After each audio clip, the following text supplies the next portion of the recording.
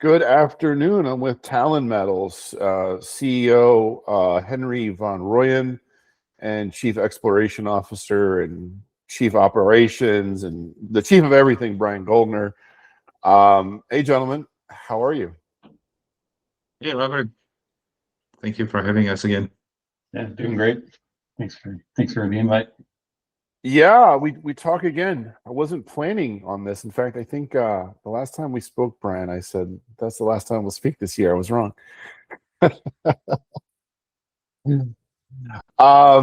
Look, I'm gonna get right to the point here.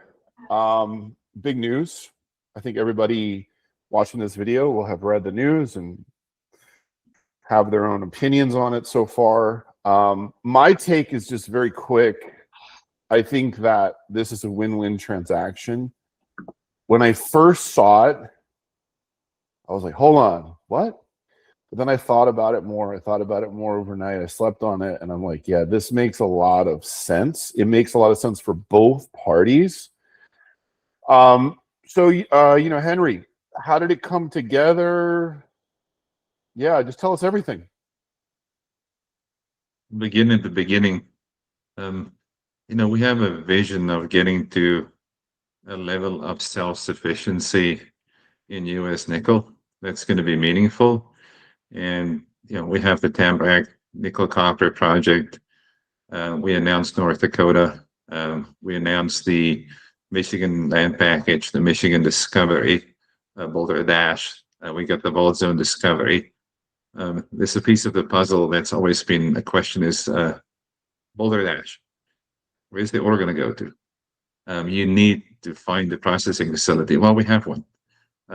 So it's one of these things, just so obvious. You want to keep that processing facility not just at capacity, but potentially expanding that capacity. So this is kind of, I would say, not the last piece, but an important piece of the puzzle to getting to the vision. Brian, what's your take? I completely agree. I always like to say that in my early career with Rio, this was kind of the vision was this everything together. So you have Tamarack, you have Eagle, you have the land package in Michigan. It ended up getting separated, but we were able to put it back together. And I think there's a lot of targets like we've talked about in Michigan that have really good nickel grades. So exploration, I think, is going to be key. We need to find feed, but I think we have a pretty good starting point. Yeah, let's talk about that exploration and also in terms of permitting another ore body, finding the ore body and then permitting it. So did the Speed Act play into this in any way? The timing of this is what's going on in Washington. Is that, helping this sort of transaction take place? We have, as you know, Robert, we have a DOE, DOW, DLA grant that comes from the Biden administration and is being executed as we speak. Again, looking at the narrative around urgency. Yes, we have something that's not just significant but critical to offer, which is getting to critical a level of self-sufficiency that's meaningful and critical to produce super alloys. Like jet engine blades needs nickel. If it's technology, if it moves, if it's in the military, it needs nickel. Plating needs nickel. Batteries need nickel. And with the global supply coming out of Indonesia, China, Russia, not a good spot to be in. So yes, all of this plays into the same narrative, which is it needs to be significant and it's urgent and it's critical that we get on it. So as far as the mine there at Eagle and the Humboldt Mill, this is my understanding, and tell me if I'm wrong, please. As it stands today, the mine life is set to end in early 2029, and there's a bit of a tapering of the throughput rate starting in 2027, extending into 2028, and then basically, Lundin was planning for this to start to go on care and maintenance in 2029. So tell me if that's correct, and what are your plans to keep this going? Yes, that is correct. But that's obviously without looking at the potential of supplying feed from, for instance, Boulder Ash in the future. So if you take that mandate off the table and say, hey, listen, what can be done to extend this mine life? What can be done to get us to be able to, as you say, get the permitting done of something like a Boulder Ash, extend this? Everything opens up at that point in time. You can implement. There's productivity increases that you can get to. The ore is there. It's a question of effectively, efficiently taking it out of the ground. And by just changing that direction, there's probably like 10, 15 ideas of how you can improve efficiency. I mean, you got different comminution technologies that you can apply. You got technology in the world of AI that we can apply to increase the recoveries for copper or nickel. Mining techniques, automation of mining. There's so much that can be done if you just do one thing, change the strategy, which is, no, we're not looking at closing, we're looking at expansion. So we think there is a lot of value that's going to come out of Eagle in the next like 3, 4, 5, 6 years. In addition to that, you got a team been there, done that, post with child for effective, productive, safe, environmentally friendly, responsible mining. All of that you implement to get to that objective of extension, of expansion, all of that goes into Tamarack. All of that goes into the BMPF. If you're looking at the mine of the future, this is how you get the mine of the future. This is how you build it. You take the experience and you say, hey, listen, if I was to do this again, how would I do this differently? So it's a continuum of improvement, not just for the, let's call it the Eagle mine, the Humboldt Mill, but all of that goes into what's going to happen at Tamarack and the BMPF. So it's a much larger strategy. Mining teams. I mean, we don't have as much talent these days as what we used to in mining. And suddenly, Talon is a mining company. It's operating. All of those expertise, all of that know-how. How do you even begin to quantify what that looks like in terms of value for Talon? Like, you go and start from scratch and try and build that up. Where do you even begin to do something like that? Yeah, the way you put it makes a lot of sense. You have an operating mine there in Michigan. You have an operating mill in Michigan. You have skilled, workers who have been, working there for a decade or more. You don't need to rebuild it or retrain it. You have it. So, and we have the Mid-Continent Rift. We know there's more ore bodies to be found there. So, Brian, where are the top target areas? Where are you guys going to focus in 2026 to find that feed for the Humboldt Mill? Yeah. So, the first part of 2026, we're still at the vault. We need to do more work with the vault. The press release that we talked about, I think it was last week, first 2 holes connected. We need to drill more and expand that. It's difficult to work in Michigan in the winter, just because of the amount of snow that they get from an exploration point of view. You can do it, but we do want to take some time to understand the vault. And then once spring rolls around, we need to hit exploration in Michigan pretty hard. So Boulder Dash is the obvious focus, but there are other projects or targets that I wanted to get to, and we drilled Boulder Dash on the way. We were going to the next one. We've never made it there. We got stuck at Boulder Dash. So I'd like to have a rig running around testing some of these other targets while we're working on Boulder Dash with a few rigs. Well, I like details, Brian. So what are the other targets? I mean, we know Roland. Is that one of them? Can you name any others? Yeah, Roland's a good one. There's a few other prospects that we've talked about that I think they're on the website. The Dick is one that has existing massive sulfides, and the grades are really, really good. So, you're looking at 7% nickel, 5% copper, and 14 grams PGDs. So you have all 3 of the bins. The interesting thing about Bic, it was drilled in the kind of early 2000s, hasn't really been drilled for the past 10 or so years, and only 1 hole has borehole yet. So there's 56 holes. Only one has borehole. And we know from our Tamarack experience, that is the key to unlocking massive sulfides is you need to have good borehole. And when you have grades like, what I just mentioned, it's really worth getting back on that site, drilling a hole to get close to that meter of massive sulfide and seeing where does it expand. Because that's what we saw at Tamarack is in CJ West. We started with a meter of massive sulfide. We ran borehole, we drilled the plate, and it blossomed into 14 meters of massive sulfides. So no reason to think that it can't happen there as well. And then the other one that I really like is the Clipper anomaly. It's a little bit lower grade, 0.3 nickel, 0.3 copper, maybe 0.4 of each, but it has 3 grams PGEs, and that's just from outcrop. So this is just, geos walking around banging off samples, and you're getting 3 grams PGEs. It's never been drilled. So that's one of the areas that I think we should throw a rig at, drill a few holes, and see what it looks like. Drill for geometry. Does the mineralization get better? Is there massive sulfides there? The tenors look good. So the tenors, we're seeing kind of 7% nickel, 7% copper. So even though it's low grade, because it's disseminated sulfides, if you make a massive sulfide, you'll have really nice metal tenor. Very good. Okay.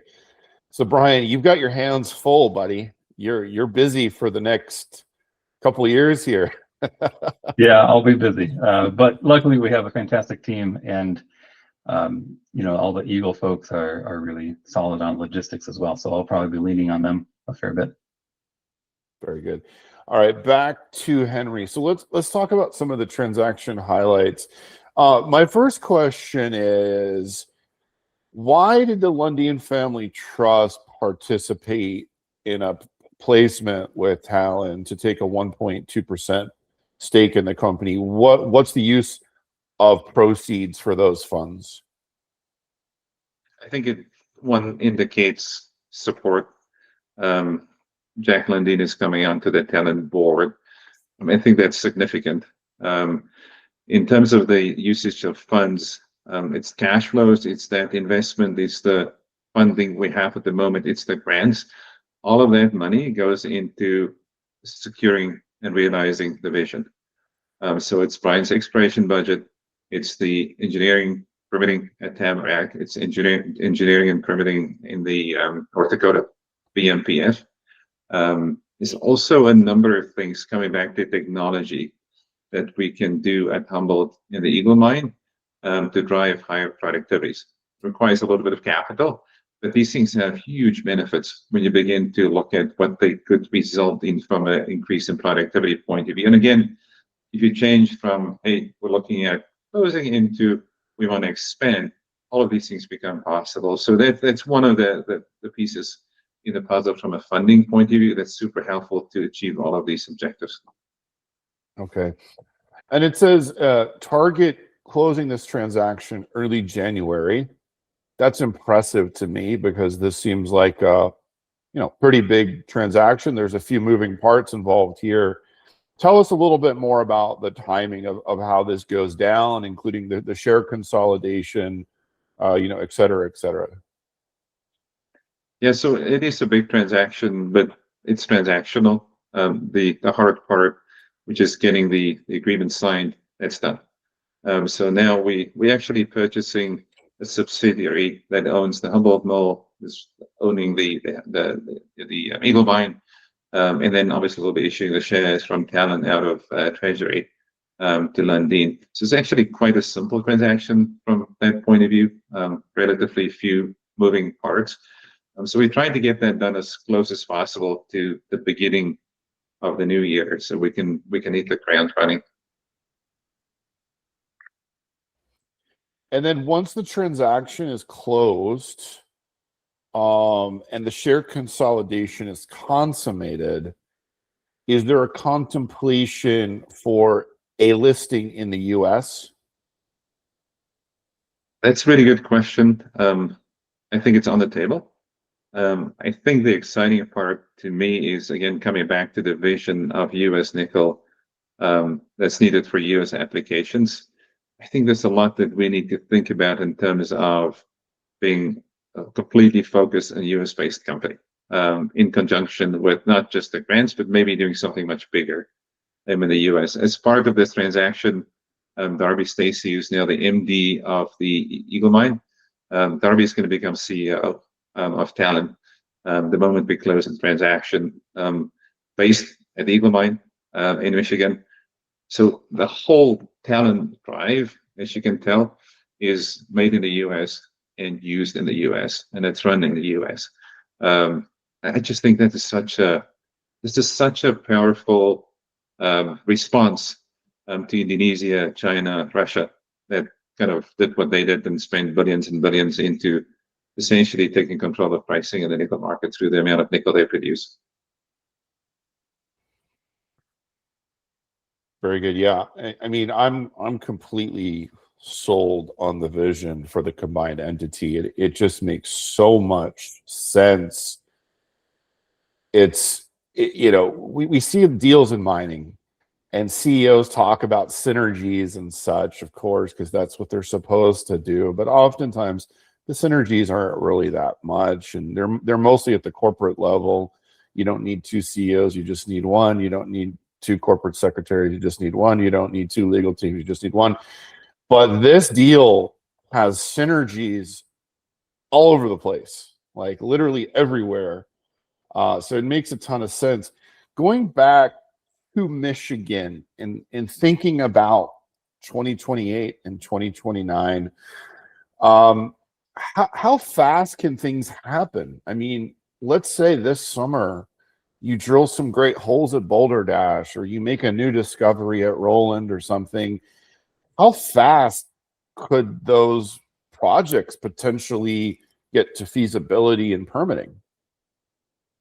Typically in Michigan, when you're looking at permitting, you get a permitting process. We have a mine successfully permitted. We have a mill successfully permitted. So I think it's an effective process. It's efficient in terms of timing. Maybe it takes 18 months, maybe it takes a little bit more. And then from a construction point of view, all depends on which deposit, what's going to be the access to get to mineralization. But typically, if you look back in construction, maybe that's a 12 to 24 month process. The goal is to have that all done and dusted, and that ore coming into Humboldt long before you run out of ore at the Eagle Mine. And we think, depending on how you go with exploration, we think that's all completely doable. And wouldn't that just be amazing? Robert, we literally own that deposit that Brian was unraveled and put a hole down. We find this Boulder Dash discovery almost immediately, and it's 8 miles from the Eagle Mine. So you got the infrastructure; it exists. So you got to think, with all of this just being given to you, it shouldn't take you that long to get that into production. Especially if you go back to the vision, which is, hey, kind of a little issue. We need this nickel. We need to be able to offset this threat that we're going to be controlled when we want to, manufacture a jet engine or build a submarine. So with a little bit of urgency and, let's get this done. I think it's all doable within a time frame that's in this 3 to 4 year time period, if not less. You have anything to add, Brian? I think Eagle has blazed the trail there. They did get permitted. They permitted the mine, the mill. So we have a really good kind of playbook to follow. And the best part is, they'd be the ones following. So I think we're in a pretty good spot. As Henri said, we just have to drill it. We have to find it. So no pressure. No pressure. This morning, I came up with the term Lundinization of Talon Metals. And what I mean by that, Lundinization is, we have a template for that, Fireweed Metals, where they became the largest shareholder, and then it became a, Lundin company. So now, Lundin Mining will be the largest shareholder of Talon at 19.99%. The family trust has a toehold stake as well. And they have some board seats now with Talon. So obviously, the Lundins care a lot about this company going forward. Will anything else change with Talon? Corporate headquarters, maybe accounting firms? Can you tell us more about that? The answer is most likely no. I mean, this is what's so elegant. Like you talked about synergies, we have exploration, we have environmental data collection, environmental review. Eagle's got mining, operating experience, and when you actually look at the org chart and you put it all together, it just fits. Like everything just fits. Like it's not even having to. I think many of these transactions, I've seen them involving consultants and whatnot to figure it out. We have none. It just works. We don't have to. So we don't foresee any of that changing. As you know, Tamarack is local to Tamarack. Like most of our people live within 60 minutes from Tamarack. The Michigan mine, Humboldt Mill, not that far away from Tamarack. So we don't see any of those complications typically that I've seen in these transactions that there's a lot to think about. I think we're a natural cultural fit. We can get things done. We put our minds to it. We get a vision, start a drilling company. When you look at all the innovation that has happened, that will be happening at Eagle and Humboldt, again, poster child of how things should be done in mining.